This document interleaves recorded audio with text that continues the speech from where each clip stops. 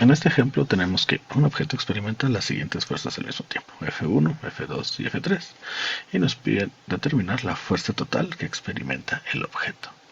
Ok, recordando que las fuerzas totales es la suma de fuerzas y las fuerzas son vectores, lo que tenemos que hacer es una suma de vectores.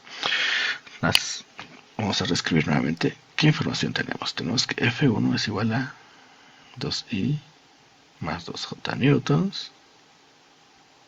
F2 sería igual a 6 a 30 grados newtons.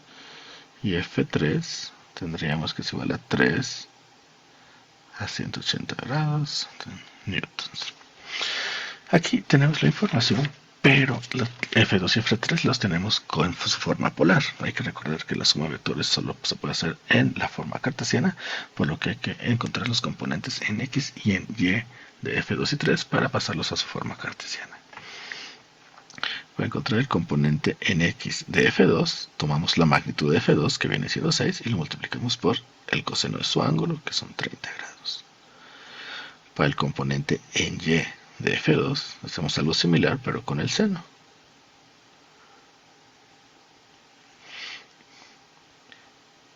Para F3, agarramos el componente y su magnitud y lo multiplicamos por el coseno de su ángulo.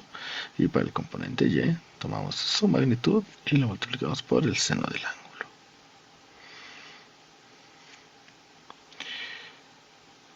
Al realizar todas estas operaciones, vamos a tener que el componente X de F2 es 5.20, componente Y de F2 es 3, componente X de F3 es menos 3, componente Y de F3 es 0. Con esto ya tendríamos entonces que F2 se puede reescribir como 5.20 y más 3J newtons. Mientras tanto, F3 lo puedo escribir como menos 3i más 0J newtons. Ya con toda esta información, entonces la fuerza total va a ser igual a F1 más F2 más F3, que será igual a 2i más 2j más 5.20i más 3j más menos 3i más 0j.